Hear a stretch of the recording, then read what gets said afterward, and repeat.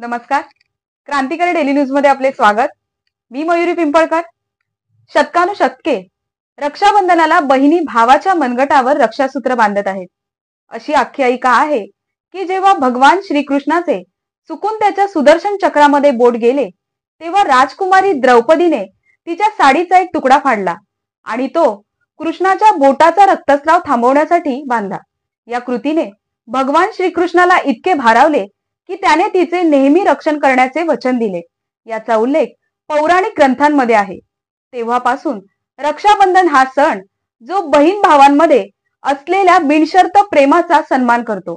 आधुनिक भारतातील रक्षाबंधन सणांची सुरुवात सिंधू संस्कृतीपासून म्हणजे सुमारे 5500 वर्षापूर्वी झाली असे मानले जाते. जेव्हा सिकंदर जग जिंकण्यासाठी निघाला तेव्हा भारतीय उपखंडात राखीमुळे त्याचे प्राण वाचले. अलेक्झांडर द ग्रेट म्हणजे सिकंदर जेव्हा जग जिंकण्यासाठी निघाला तेव्हा भारतीय उपखंडात राजा पोरसशी त्याचा संघर्ष झाला. असे म्हणतात की त्यावेळी अलेक्झांडरच्या पत्नीने राजा पोरसला राखी पाठवली होती आणि अलेक्झांडरचा जीव घेऊ नये अशी विनंती केली होती. मुघलांच्या काळात रक्षाबंधनाची सुरुवात हुमायूनच्या काळापासून झाली असे मानले जाते. गुजरातच्या सुलतान बहादूर शहाने जेव्हा चित्तोडगडावर हल्ला केला तेव्हा राणी कर्णावतीने हुमायूनकडे मदत मागण्यासाठी राखी पाठवली होती. त्यावेळी हुमायून ग्वाल्हेरमध्ये होता. राखी मिळाल्यानंतर हुमायूनने आपले सैन्य गोळा केले आणि तो चित्तेडगडाला पोहोचला. तोपर्यंत राणी कर्णावतीने इतर स्त्रियांसह जोहरमध्ये उड्या टाकल्या होत्या. यानंतर हुमायूनने बहादूर शहाशी युद्ध केले ज्यात बहादूर शहाचा पराभव झाला.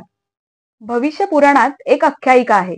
त्यानुसार एकदा देवराज इंद्र आणि वत्रासूर यांच्यात भयंकर युद्ध झाले.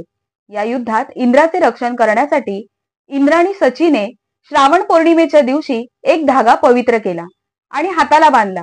हा पवित्र धागा ज्याला रक्षा असेही संबोधले जाते त्याने देवांचे संरक्षण केले.